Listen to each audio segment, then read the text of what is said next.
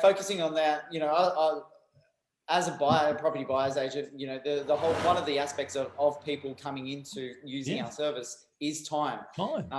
Also, the whole thing about using anyone's service, whether it be Tony as a coach, myself as a property buyer's agent, is about the value component of it. And I guess people don't quite get the value component of it until they've gone through an experience themselves, like buying a property, seeing all the dramas that they've gone through, buying the wrong property that doesn't grow in value, and then going, okay, I actually need someone else to do it because I can't do it as well as they can. And they're going to get, a much better deal, and a much better experience, and minimize the chance of making mistakes around it. And that's the aspect of what you put the meaning on, how you approach it for yourself when it comes to time and value. And, thinking about those analogies that we've just come up around, whether you wash your car or not, or whether you mow the lawns, and the home servicing things that gyms as a group does, and whether it's, looking to buy a property and you actually get someone who has the expertise, and that you have an arm's length deal, which is the value component, and they actually have relationships with real estate agents that can help you. That's where it comes about it for us to actually provide that time aspect, provide that value aspect for it. And it's how you take on board that meaning for you.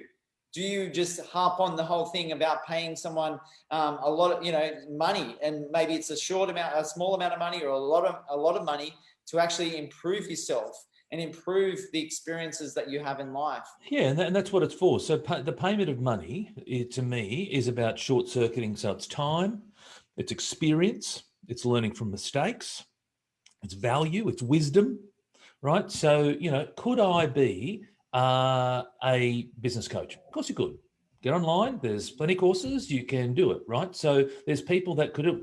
What I do, I'm not the only person in the whole world that can do this, right? The same applies to buyers agents, etc.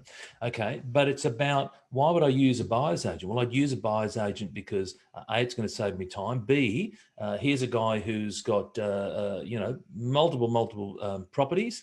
Gone through plenty of mistakes, like made an enormous number of mistakes along the way. But it's those mistakes that you're able to then pass on the wisdom of those mistakes, the learning of those mistakes, and now you're short-circuiting someone's journey. So, that to me is a fair value exchange. That's a fair value exchange, but not everyone looks at it that way, right? And not people will look at it and go, oh my gosh, I can go and do that myself, and I can go and speak to an agent myself. Great, go and do that, right? But here's the thing, when you get involved with someone like, Luke's organisation, then they're dealing with agents on a regular basis. They've got a phone book filled with them. Relationships don't take a day to build.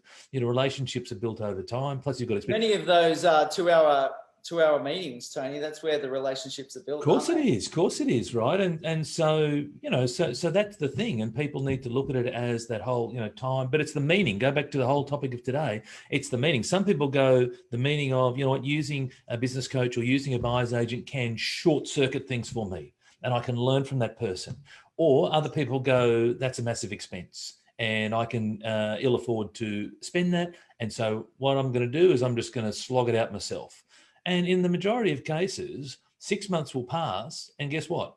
They'll still be slogging it out themselves. And so then you go, well, could I have spent the several $100s or several $1,000s or whatever the cost is, and could I have been further down the road? Maybe I could, right? And so, but a lot of cases, people have to figure it out themselves. Try as you may to tell them, try as you may through experience to say, hey, listen, here's what I'm seeing. But sometimes you just got to figure it out themselves, make the mistakes and go, oh, maybe I should go and engage that particular service, whatever that service is. On the topic of where time has gone, Ken says, I've always told my kids to enjoy their youth. I remember going to bed at 21 and waking up at 40. That's how quick your youth goes.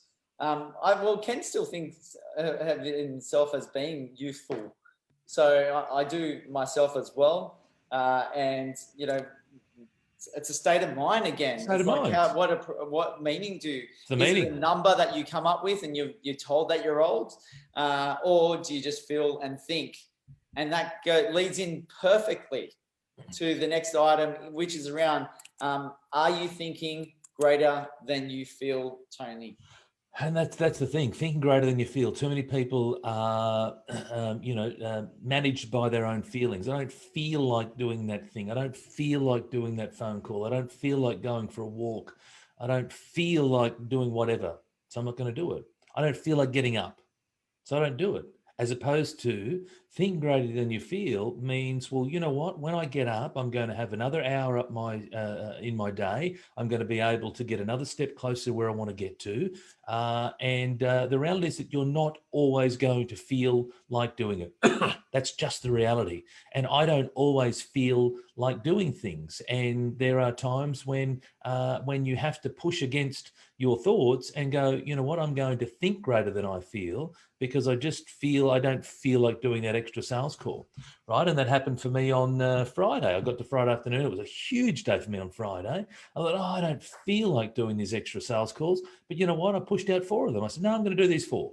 But my initial thought was, you know what? It's 3 o'clock. It's a bit overcast. I probably should go home. It's been a big day.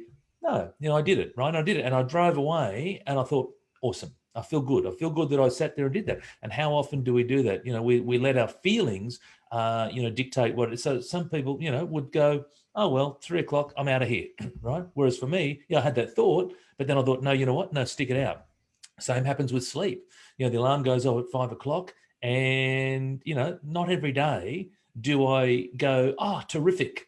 The alarm has gone off at 5 and let's get out of bed, right? But I also know that if I stick around for another, hour and a half sleep or whatever, then that's missed opportunity for me. So I get up, get into it, and away I go. And I'm delighted when, my clients start to do the same. I've got, one of my clients who has really struggled to get her, sleep in order. And now she's getting up at like 6 o'clock and it's like magnificent. Wow. And she's so productive. So, because she's starting to think greater than she feels. The feeling was, I'm a bit tired, I'm a bit this, I'm a bit that, right? But here's the thing, right? So again, thoughts become things.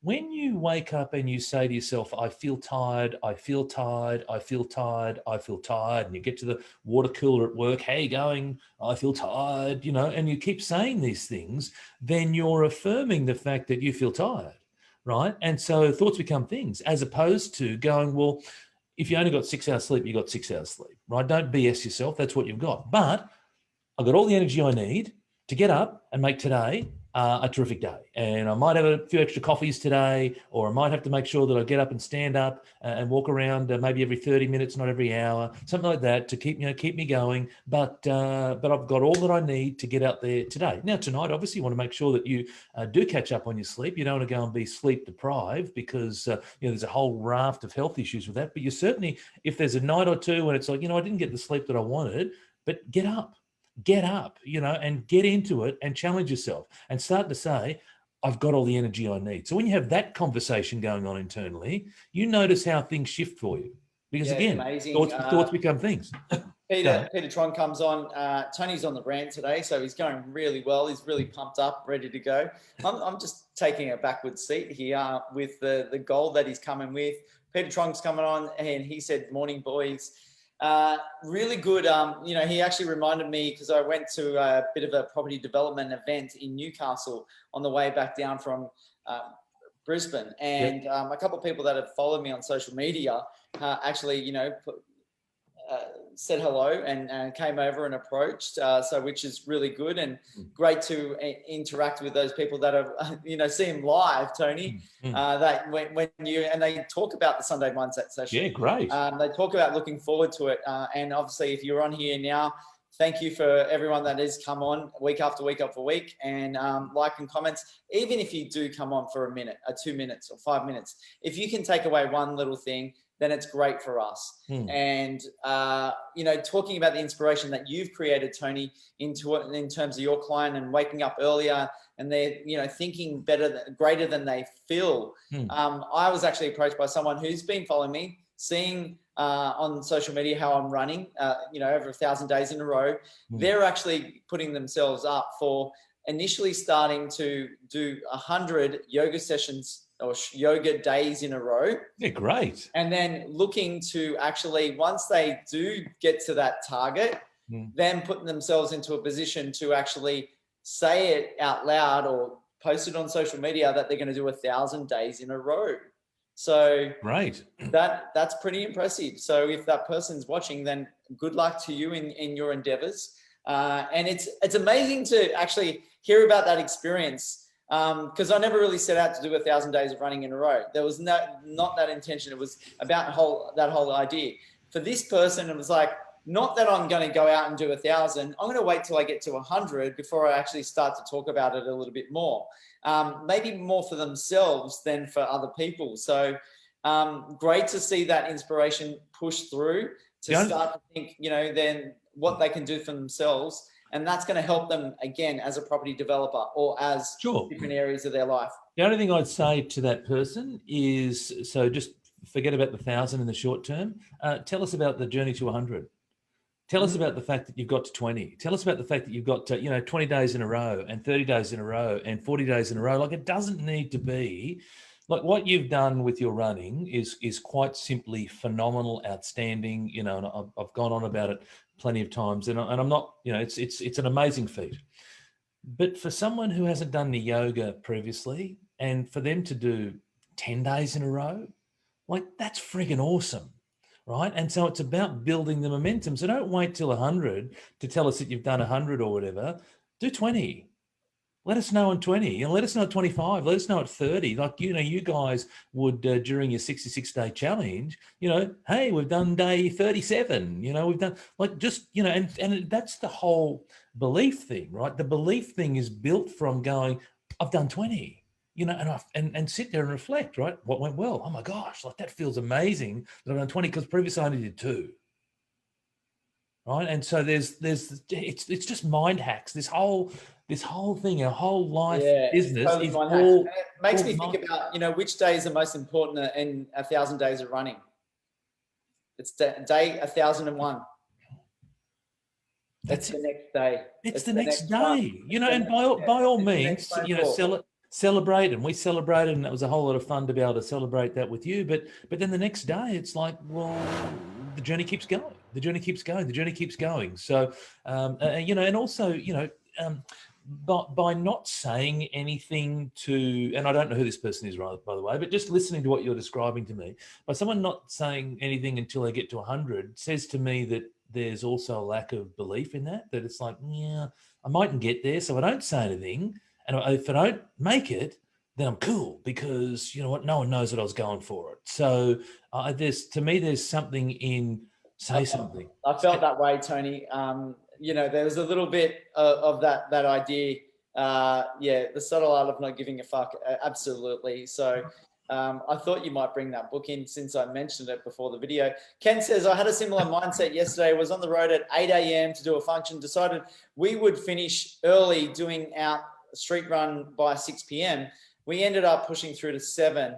We were stuffed, but I did it. Yeah, which is awesome, right? Which is one awesome. Extra phone call, that 1 extra hour, that 1 extra minute, that 1 extra step, all is part of that journey of mind hacking yourself and your own inhibitions.